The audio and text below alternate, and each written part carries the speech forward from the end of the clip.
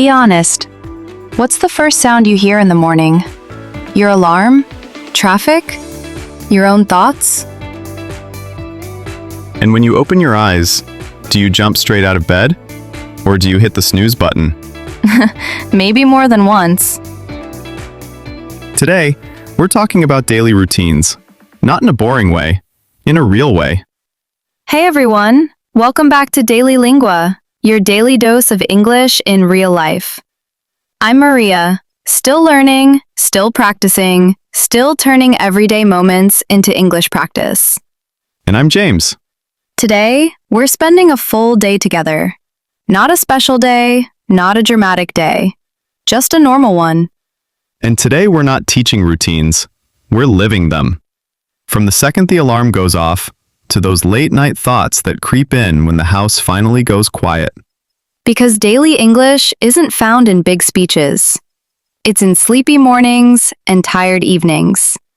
So how are you, Maria? Pretty good, actually. A little excited. You? All good, thanks. All right, let's start where every day begins.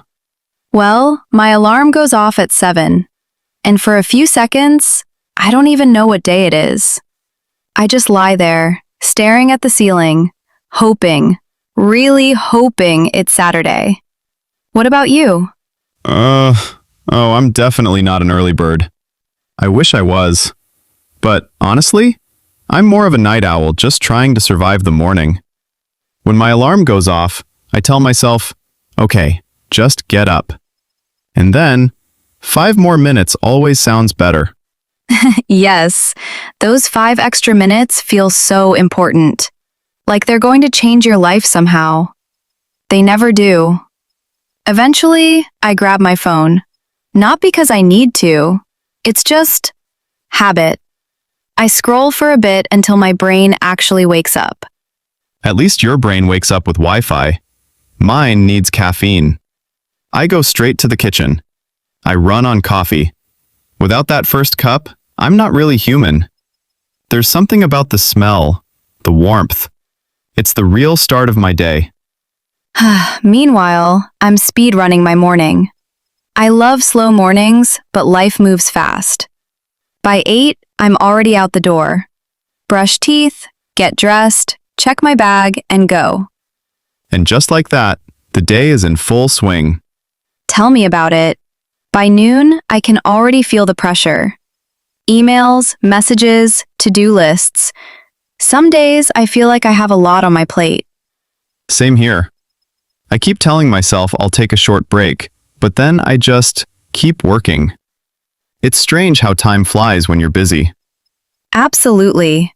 And around lunchtime, I suddenly realize I'm starving. Sometimes I cook, but mostly I just grab whatever's easy. Not every meal has to be a masterpiece, right?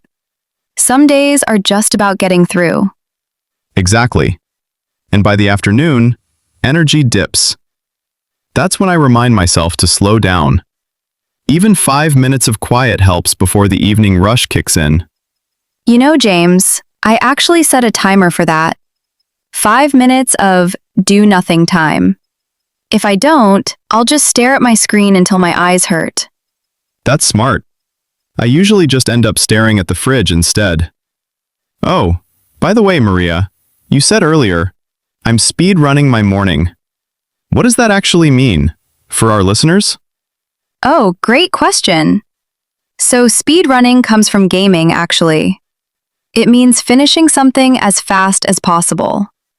So when I say I'm speed running my morning, I mean I'm rushing through everything super quickly. In a slightly dramatic way. Right. It's not textbook language. It's lived language. It's like when people say they are grabbing a bite. You aren't literally grabbing the food with your hands and running away, usually. Exactly. It just means a quick, informal meal. Speaking of getting through the day, it's time for our tradition, word of the episode. What have we got today, Maria? Today's word is resilient. Resilient. Okay. Most people think resilient means being some kind of superhero. But in our world, Being resilient is just showing up. being tired, having a long to-do list. Maybe making a few mistakes and deciding to try again tomorrow anyway. So resilient isn't about being perfect. It's about not giving up on a boring Wednesday. I love that.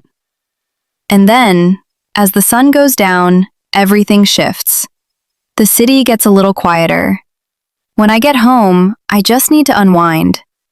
Maybe some music, maybe a long shower, or, honestly, just sitting on the floor doing absolutely nothing.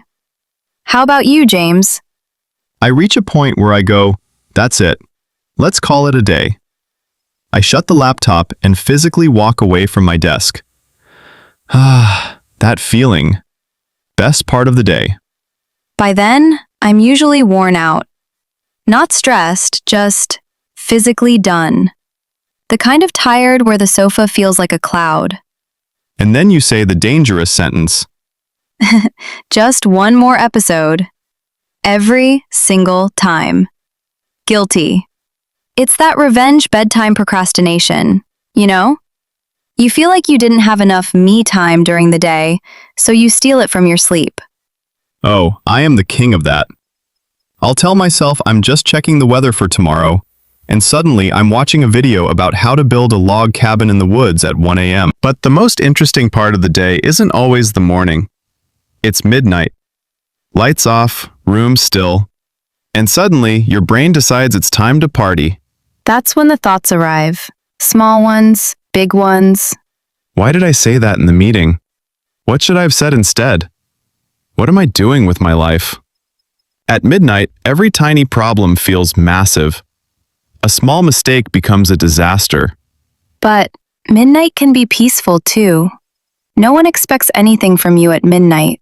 It's just space. I remind myself today wasn't perfect, but it was real, and tomorrow is a fresh start. Absolutely. Eventually, I have to tell myself, James, hit the sack. And if I'm lucky, I sleep like a baby. When you sleep well, the whole next day feels different, doesn't it? It really does. That's all for today. But before we finish, let's live the day one more time, together, our dear listeners. Repeat after me. I wake up slowly and reach for my phone. I run on coffee in the morning. By midday, I have a lot on my plate. In the evening, I try to unwind.